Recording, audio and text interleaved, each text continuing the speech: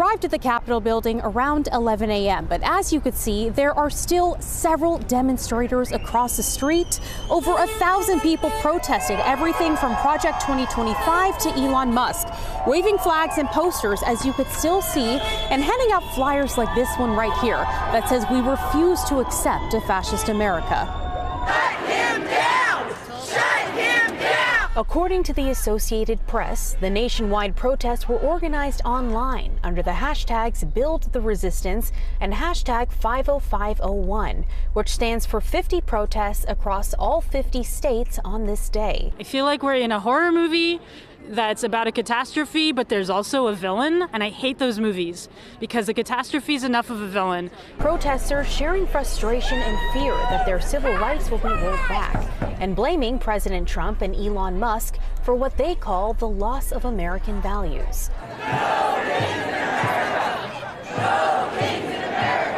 It all comes as the Trump administration hit the ground running on day one, signing multiple executive orders targeting several hot-button issues, including immigration and climate change. The main reason we're here to say that we don't live in a dictatorship.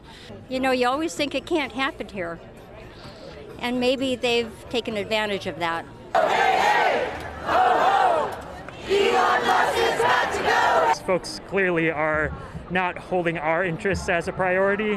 It's all about where the money comes from. In the meantime, the chair of the Sacramento County Republican Party tells us they support the early actions of the second Trump administration. Republicans in general are thrilled about the concept of reducing bureaucracy, cutting spending, creating more transparency, and very consistent with what Trump has promised. To me, he's just delivering things that he said he was going to do, and he's just doing it in a rapid-fire fashion. My body! My choice! My body! My choice! This protester dressed as a handmaiden from the popular book and TV show The Handmaid's Tale. So this outfit has been used in protest, not only for women's rights, but just in general for administrations that are fighting against our humanity.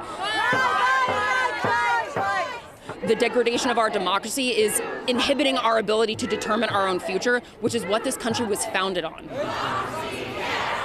Donald Trump, no! Democracy, yes! Our democracy is getting torn apart. Immigration built this nation! Immigration built this nation! Others protesting against mass deportations of undocumented migrants. For me, what's most important is protecting people who have immigrated here.